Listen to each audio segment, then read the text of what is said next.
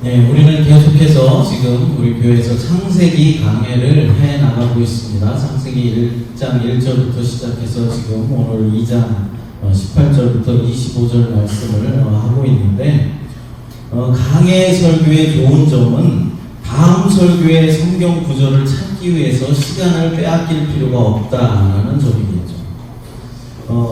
설교에는 강해 설교가 있는가 하면 대부분 많은 목사님들이 하는 설교는 주제 설교입니다. 주제 설교는 뭐냐면은 어떤 한 주제를 정하고, 설교할 주제를 정하고 그 주제에 맞는 성경 구절을 이제 찾아서 그것을 바탕으로 이제 설교를 작성하는 것이 주제 설교입니다. 예를 들어서 이제 기도에 대한 설교를 해야겠다라고 생각하면은 이제 기도에 관한 성경 구절을 찾아서 그것에 맞춰서 이제 설교를 하는 것이 주제 설교입니다. 그러나 강해 설교는 어떻습니까? 뭐 창세기면 창세기, 지난번에 했던 에베소서면 에베소서를 이제 정해놓고 처음부터 끝까지 차례대로 본문 나오는 대로 계속해서 설교에 나가는 것입니다. 그래서 이제 성경 본문을 찾을 그런 필요는 없는 것이죠. 하지만 이제 강해 설교의 단점도 있습니다. 정해진 성경 구절대로 차례로 설교를 하다 보니까 지금 현재 우리 교회에 처해 있는 상황과 처지, 그리고 성도들에게 꼭 필요한 말씀, 그러니까 목회자가 이 성도들에게 이런 말씀을 좀 전해드려야겠다 라는 것을 이제 전하지 못하고 그냥 성경에 나와 있는 대로 그 말씀을 그냥 전할 수밖에 없다라는 것입니다. 바로 오늘 같은 경우가 그런 날인 것 같습니다. 오늘 말씀은 이제 결혼에 대한 말씀입니다. 우리 교회 대부분의 성도님들은 이미 결혼을 하셨고 또 산전수전 다 겪었고 공중전까지 다 겪으신 분들이라서 사실 제가 이 결혼에 대해서 해줄 말씀이 그렇게 많지는 않은 것 같습니다. 하지만 결혼 생활을 더 해 나가야 하는 분들도 계시고, 그리고 앞으로 결혼해야 할 우리 청년들도 있기 때문에 이 말씀을 오늘 빼지 않고 그냥 본문 말씀 나온 대로 메시지를 전하려고 하는 것입니다. 또한 5월은 가정의 달이기도 하고, 무엇보다도 하나님께서 제정하신 이 결혼 제도는 우리 믿음의 사람들에게 매우 중요한 의미가 있기에 순서대로 그대로 말씀을 전하도록 하겠습니다. 결혼 제도는 어떤 중요한 의미가 있겠습니까? 복음서에 보면 예수님을 신랑 대신 예수님이다 라고 표현하고 있는 것을 볼 수 있는데, 이것은 신랑과 신부가 결혼하는 이 결혼 제도를 통하여서 예수님과 우리 성도들 간의 관계를 설명해주고 있는 것입니다. 그러므로 결혼 제도는 우리 성도들에게 영적으로 매우 중요한 그런 것이다 라고 말할 수 있는 것이죠. 옛날에 어떤 한 철학자가 부부란 무엇인가 골똘히 생각하다가 마땅한 답이 떠오르지 않아서 여러 종류의 직업의 사람들을 찾아가서 답을 얻기로 하였습니다. 먼저 영화 배우를 찾아가서 물었습니다. 부부란 무엇이라고 생각하십니까? 라고 물었더니 부부란 희극과 비극의 시나리오와 같습니다 라고 대답했습니다. 사업가에게 찾아가서 물었습니다. 그랬더니 부부란 위험한 투기와 같다라고 대답했습니다. 다시 군인 장교에게 물어보았더니 이 군인이 대답하기는 부부는 30년 이상 계속해서 싸워야 하는 장기 전투다라고 말하였습니다. 음악가에게 찾아가서 물으니까 부부는 소프라노와 베이스가 함께 하모니를 이루는 화음과도 같은 것입니다 라고 대답했습니다. 일기예보를 하는 기상통보관에게 가서 부부가 무엇입니까? 라고 물어보았더니 부부란 말 같다가 구름이 끼었다가 천둥이 치고 한때 소나기가 쏟아지는 변덕스러운 날씨와 같다 라고 대답했습니다. 꼭 하와이 날씨와 같다라는 것이겠죠.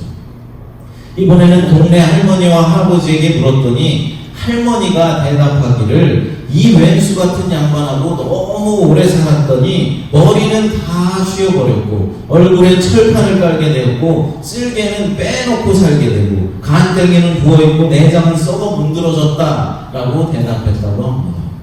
사랑하는 여러분, 여러분은 결혼이라는 것을 무엇이라고 생각하십니까? 부부는 무촌이며 돌아서면 사돈의 8촌보다도 못한 그런 관계이기도 합니다. 그러나 결혼을 안 했으면 몰라도 이왕 결혼을 했다면 마음에 든다 안 든다 라고 하지 말고 어떻게든지 행복하게 살 방도를 구해야 할 것입니다. 특별히 우리 그리스도인들은 하나님께서 말씀하신 대로 살아가도록 노력해야 하는 것입니다. 성경에서 말씀하신 대로만 살아갈 수 있다면은 아무리 못난 부부다라고 할지라도 행복한 부부 생활을 영위해 나갈 수 있는 것입니다. 성경에서 결혼은 사회생활의 필수적인 양상으로 언급되고 있습니다. 하나님께서는 남자와 여자가 서로 짝이 되도록 하시고 생육하고 번성하여서 땅에 충만하라 라고 명령하셨습니다. 하나님께서 주례자가 되신 아담과 하와의 결혼을 통해서 결혼의 참된 의미가 무엇인지 6가지로 살펴보도록 하겠습니다. 첫째로, 결혼한 남녀는 독립을 해야 합니다. 본문 24절 앞부분을 한번 읽어보겠습니다. 이러므로 남자가 부모를 떠나. 아멘. 결혼은 인간이 자신이 필요를 위해서, 자신들이 필요해서 만든 제도가 아니라 하나님께서 에덴 동산에서부터 하나님이 친히 창설해 주신 제도가 결혼 제도다라는 것입니다. 부모를 떠나라는 이 말은 결혼한 남녀는 육체적으로나 정신적으로 그리고 경제적으로도 부모로부터 독립을 해야 한다라는 것을 의미하고 있는 말씀입니다. 그런데 어떤 부부들은 보면은 결혼을 하고 나서도 계속해서 부모에게 의지하려는 부부들이 많이 있는 것 같습니다. 그러나 그것은 성경적인 모습은 아닙니다. 이제 결혼을 했으니 모든 면에서 부모로부터 독립을 해야 하는 것이 성경적인 태도인 것입니다. 특별히 남자는 부모의 보호에서부터 벗어나서 이제부터는 아내를 보살펴야 하는 책임과 의무가 주어지게 되는 것입니다. 두 번째로, 서로 연합해야 합니다. 본문 24절 하반절을 읽어봅니다. 그의 아내와 합하여 둘이 한 몸을 이룰지어다. 아멘. 하나님은 아담이 홀로 있는 것을 보고 돕는 배필인 하와를 만드셔서 둘을 결혼시켰습니다.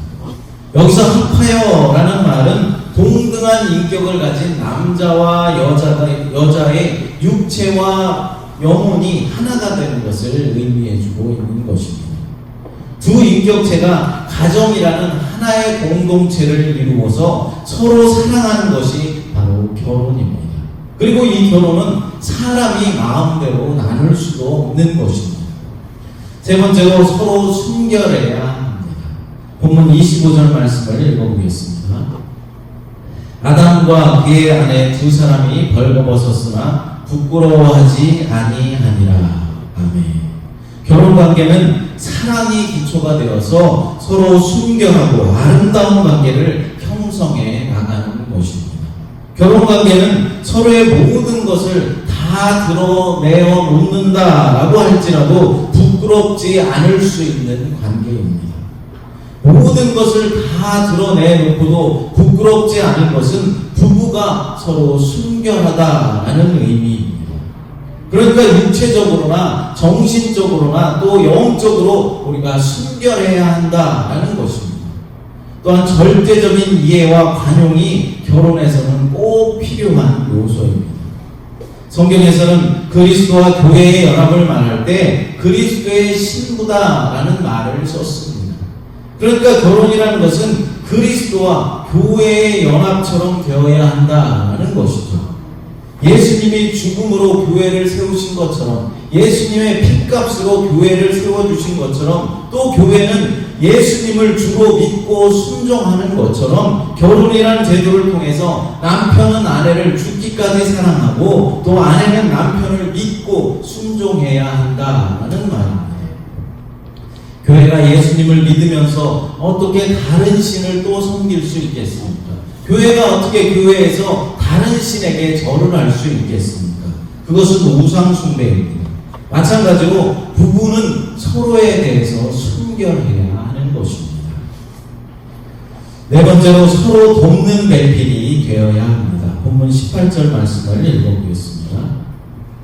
여호와 하나님이 이르시되 사람이 혼자 사는 것이 좋지 아니하니 내가 그를 위하여 돕는 배필을 지으리라 하시니라. 아멘.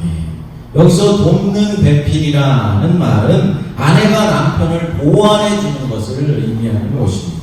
그 보죽을 채워서 온전하게 해주며 남편의 연약한 곳에 아내가 결함을 보충하여서 남편의 필요를 채워준다라는 뜻이 있는 것입니다. 대개 사람들이 결혼을 하고 나면은 당신 남편은 몇 점짜리야? 당신 아내는 몇 점짜리야? 라고 물어봅니다.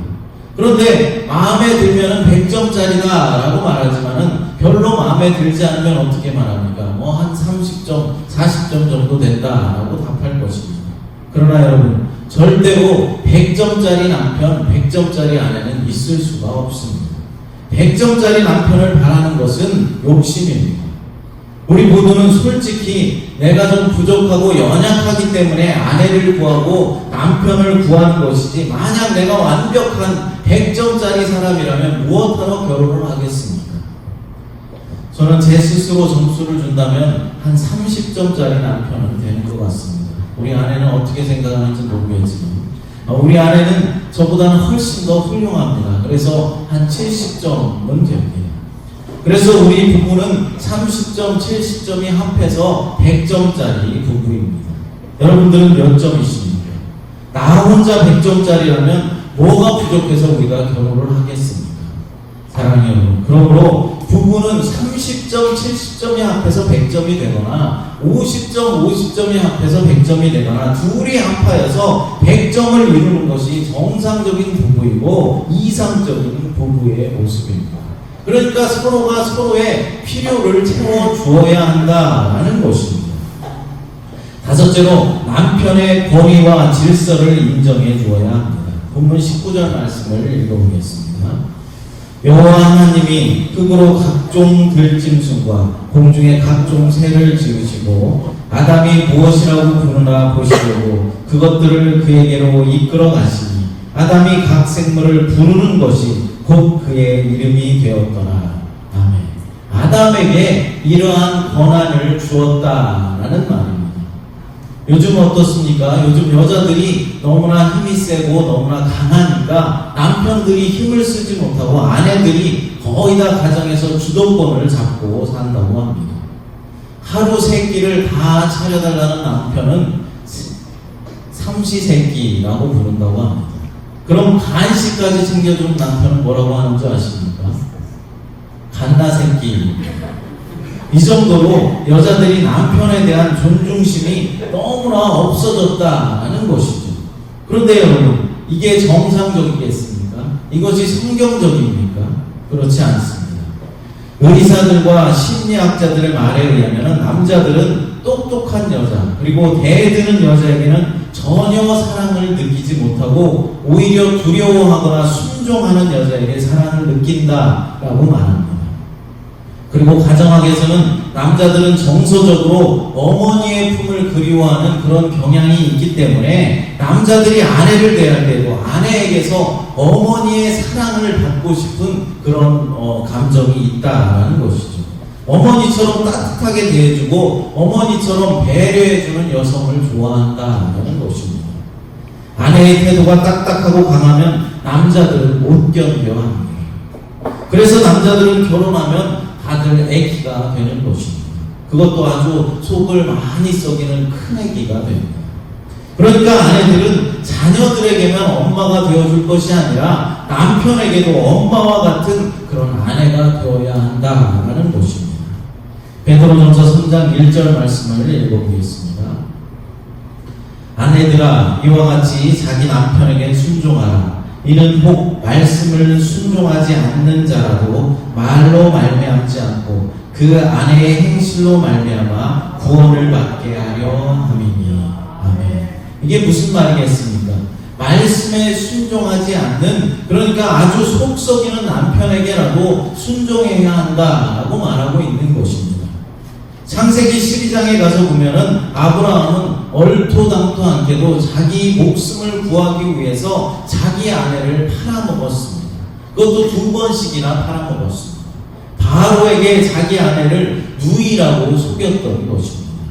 그럼에도 불구하고 사례는 그것까지도 순복했습니다. 그것까지도 순종했다라는 것입니다. 그래서 하나님은 이러한 사례의 태도를 아주 귀하게 보시고 사례를 위기에서 건져주시고 그리고 진짜로 행복한 가정을 만들어 주신 것입니다. 안 믿는 사람들이야 하나님을 믿지 않고 또 성경의 말씀을 믿지 않으니까 그렇다라고 한다 할지라도 우리 그리스도인들은 하나님의 이 말씀에 순종해야 하는 것입니다. 부부의 기본적인 원리는 아내가 남편에게 순복하는 것입니다. 따지고 싸우는 것은 성경의 원리가 아닙니다. 내 자신이 먼저 하나님의 말씀에 순복하면 하나님이 남편을 고쳐주실 것입니다. 그러면 가정도 자연히 행복한 가정을 이루어 나갈 수 있는 것입니다. 여섯째로 아내를 책임지고 보살펴야 합니다. 본문 21절과 22절 말씀을 읽어보겠습니다. 여호와 하나님이 아담을 깊이 잠들게 하시니 잠들매 그가 그 갈빗대 하나를 취하고 살로 대신 채우시고 여호와 하나님이 아담에게서 취하신 그 갈빗대로 여자를 만드시고 그를 아담에게로 이끌어 오시니. 아멘. 베드로전서 3장 7절 말씀도 한번 읽어보겠습니다. 남편들아 이와 같이 지식을 따라 너희 아내와 동거하고 그를 더 연약한 그릇이요 또 생명의 은혜를 함께 이어받을 자로 하라 귀히 여기라. 이는 너희 기도가 막히지 아니하게 하려 함이라. 아멘. 여러분, 아내가 강한 것 같지만은 실제로는 약한 존재입니다. 약하니까 강하게 나온다라는 것입니다. 여러분, 부부싸움을 할 때 보면 어떻습니까? 대개 보면은 여자들이 큰 소리를 내면서 싸움을 하는 것을 볼 수 있습니다. 무림의 세계에서도 원래 진짜 보수들은 함부로 나서지 않는 법입니다. 반면에 아직 수련이 덜 된 사람들이 괜히 돌아다니면서 주먹을 휘두르는 것이죠. 아내들이 센 척하고 강한 척하고 또 목소리도 크게 높게 내지만은 사실은 남자들의 보호를 받아야 하는 것입니다. 힘으로도 남자보다 약하고 특별히 여자들은 무서움을 많이 합니다. 그래서 남자의 보살핌이 필요하다라는 것이죠. 또한 여자를 남자의 갈빗대를 취하여 만들었다라는 이 사실은 남편과 아내는 본질적으로 하나의 육체라는 신비로운 친밀성을 의미해주고 있는 것입니다. 옛날에는 여자들이 권위 있고 가부장적인 남자, 말이 없고 듬직한 남자를 좋아했습니다. 그러나 요즘 시대에는 어떻습니까? 그런 권위 있고 강한 남자보다는 부드러운 남자, 자상한 남자를 더 선호합니다. 무슨 일이 있을 때 그냥 윽박지르고 자초지 정도 들어보지 않는 그런 남자보다는 살살 달래주고 부드럽게 보살펴주는 자상한 남자를 좋아한다라는 것입니다. 그러므로 남편들은 아내를 자상하게 잘 보살펴 주어야 하는 것입니다. 본문 23절 말씀을 읽어보겠습니다. 아담이 이르되 이는 내 뼈 중에 뼈요 살 중에 살이라. 이것을 남자에게서 취하였은즉 여자라 부르리라 하니라. 아멘. 여러분, 서양 사람들은 어떻습니까? 하루에도 수십 번씩 아내에게 사랑한다라고 사랑을 고백합니다. 왜 그럴까요?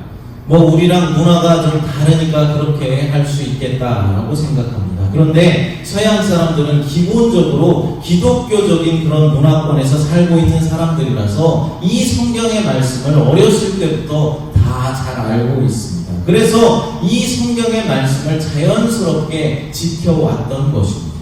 내 아내는 내 뼈 중에 뼈요 내 살 중에 살이다 라는 마음이 있기 때문에 늘 아내를 사랑하려고 노력하는 것입니다. 또한 아내에게 사랑한다 라고 말하는 것은 어떻게 보면 내 뼈에게 내 살에게 사랑한다 라고 말하는 것과 마찬가지라는 것입니다. 그래서 결국은 아내를 사랑하는 것이 바로 나 자신을 사랑하는 것이 되는 것입니다.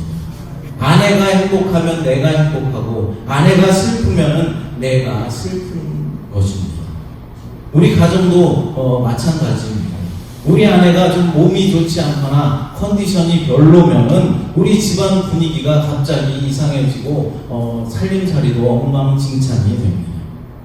반대로 우리 아내가 기분이 좋고 행복하면은 우리 가족 식구 모두가 행복한 날이 되는 것입니다. 그러니 우리 남편들은 가정의 평화를 지키기 위해서라도 아내의 기분을 좋게 맞춰주기 위해서 최선의 노력을 다해야 하는 것입니다. 그런데 이걸 알지만 사실 저도 아내 비위 하나 잘 맞추지 못하는 그런 삶을 살아가고 있습니다. 다만 노력을 최선을 다해서 노력할 뿐입니다. 여러분, 이런 통계가 있다고 합니다. 아침에 집을 나서면서 사랑한다 말하는 그런 부부는 그렇지 않은 부부보다 평균 수명이 5년이나 길었고 또 사고도 현저하게 줄어들었고 수입은 25%나 늘어났다라는 통계가 있습니다.